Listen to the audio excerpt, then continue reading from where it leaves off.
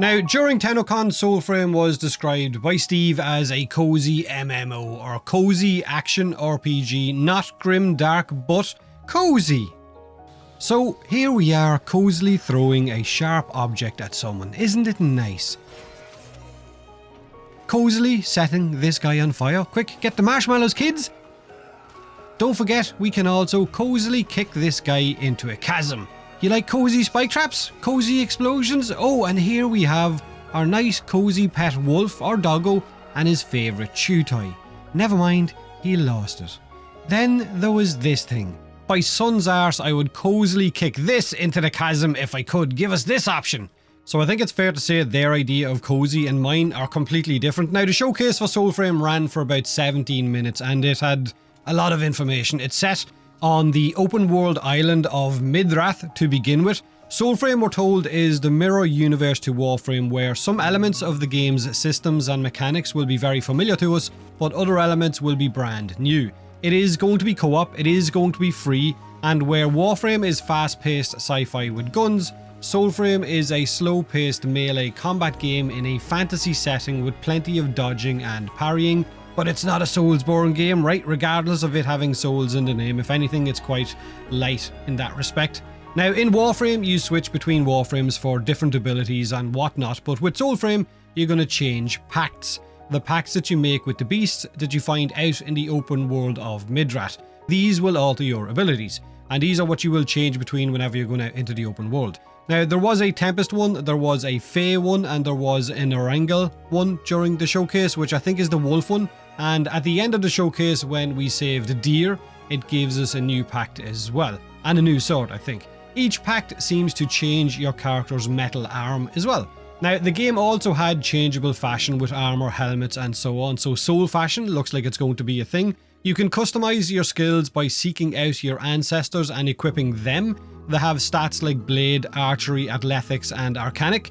But there was also 3 free slots, which means there's more ancestors to find. Your character or your envoy's build will revolve around 3 core stats as well. Courage, Virtue, and Grace, which you can put skill points in and prioritize whichever one of these you want to stack up or not. So build variety definitely looks like it's going to be a thing as well.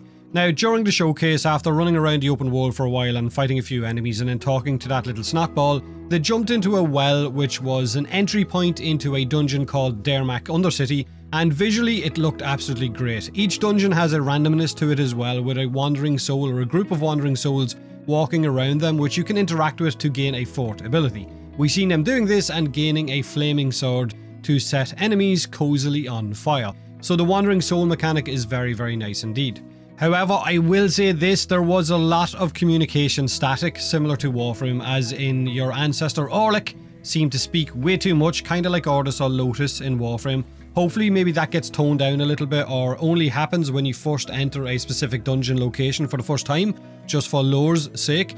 The dungeons had plenty of chests to loot, plenty of environmental objects to drop on the heads of enemies, but enemy density seemed a little bit on the low side. There was also puzzles to complete in order to open the next pathway towards the boss fight with Lady Diora at the end, which I will get to in a minute.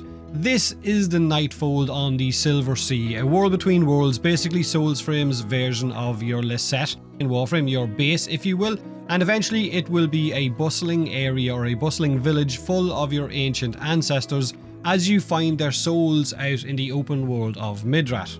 So it will have plenty of NPCs around that tent, and I would assume probably vendors as well. Now, Midrath is a world where the bad guys, the Ode, are stripping the world of its natural resources and sending the children to the floating castles in the sky. Here the children are brainwashed and turned into soldiers to fight for the Ode, which would explain us returning the memories to Lady Diora after the fight at the end of that reveal, which had serious Demon Slayer vibes to it.